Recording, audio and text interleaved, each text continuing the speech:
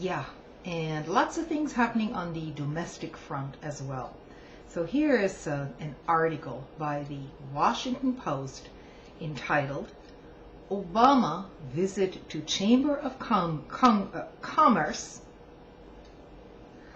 Could Mark Thaw with Business Leaders. Just that headline alone should send your sparks flying. So let's begin with the first few paragraphs.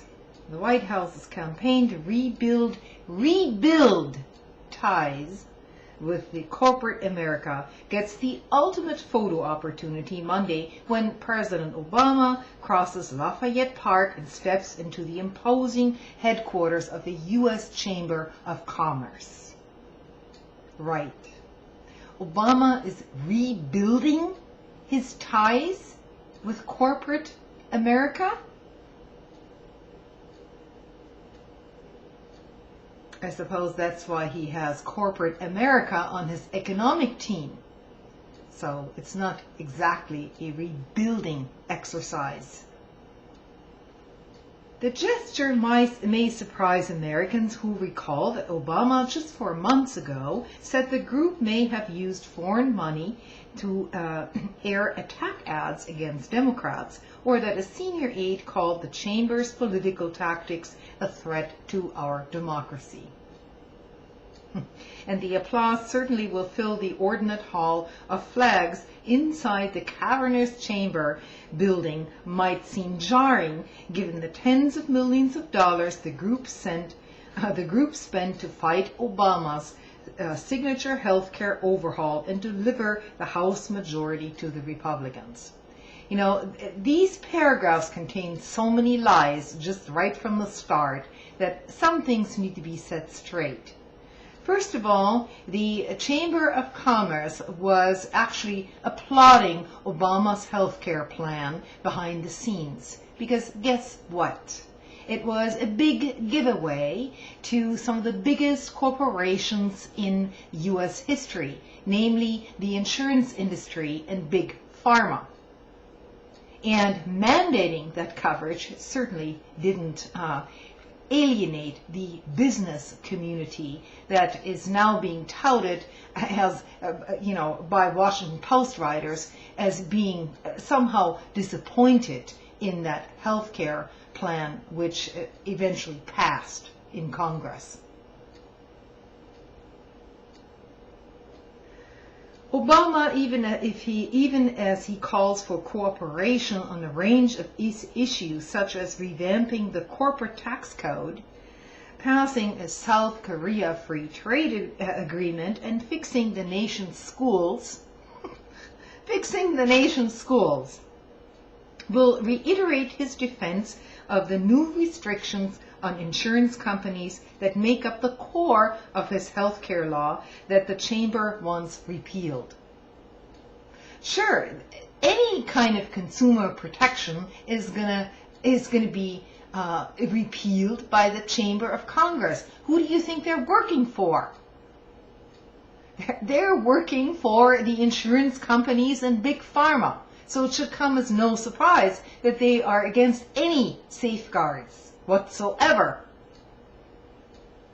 But Obama, in this Washington Post article, is essentially being portrayed as being against and not cooperating with these industries.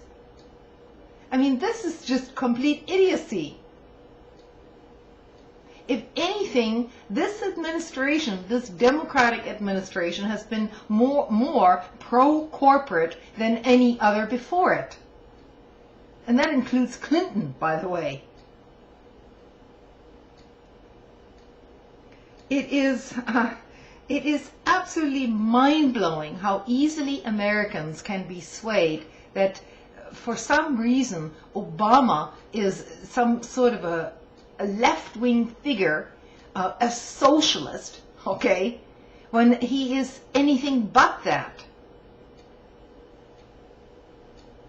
The Obama administration got its major funding from the corporate world during his election campaign, alongside with small contributions from ordinary folks.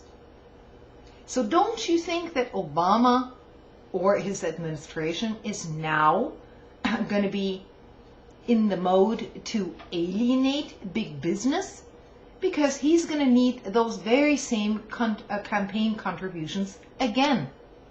And since he's already basically trashed his entire base, some of them still clueless to the fact, where else is that money actually going to come from? So yeah, this entire article is just more bullshit. And, you know, it never ceases to amaze me that this administration is being seen as some radical left-wing experiment in this country. Hasn't anybody here studied any history whatsoever? Sure, yes, the unions were co-opted by big business as well. And globalization made the whole thing even more complicated, because how can you compete against the cheap labor forces overseas when these people are basically living on $1.50 a day? Because basically, yes, it's going to increase the profits for corporations. So that's where they're going to move. And that's where the labor is the cheapest. It's a no-brainer. And unless laws are changed to curtail that kind of activity and to discourage it from a financial standpoint for the corporate elites, then nothing is going to change. It's just going to keep being a race to the bottom. And that's what we're witnessing. All this talk about, you know, economic recovery and all this bullshit, that's exactly what it is. It's bullshit. The economy, the real economy, is not moving. Unemployment is going to stay high, and wages are going to continue to drop, even if unemployment diminishes. So in the long run, everything for the ordinary person is being scaled back. In some instances, that's probably a good thing. Because you know what? Anybody watching the Super Bowl today in their own home, fine. But anybody going to that game, paying $2,000 to watch the game at a tailgate party at $2,000 a pop, evidently hasn't felt any economic pain whatsoever. Let alone the people who can dish out $11,000 per ticket and then proclaim that there's nothing wrong in America. Actually, there's something very deeply wrong in America if people have become so disconnected from the average citizen who's just trying to make ends meet, basically, if their mortgage isn't underwater or whatever, fearing that their jobs are going to be lost and so on. And these people evidently are living in some sort of a manufactured dream world. I mean, you can't really describe it as anything else. Who benefits from a televised football game? Who benefits from this?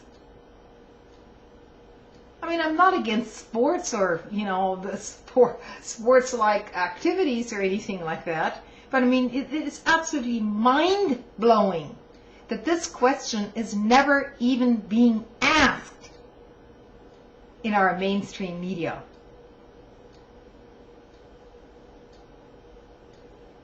It's basically just perpetual entertainment so that you can forget about your circumstances, perhaps.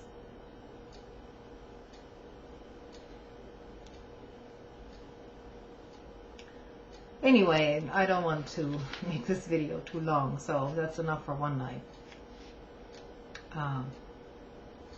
And isn't it also coincidental that Well, it actually is a coincidence that the whole celebration of the centennial for Ronald Reagan, coincides with the Super Bowl, which of course is going to have millions of viewers. Kind of a convenient thing, I would say.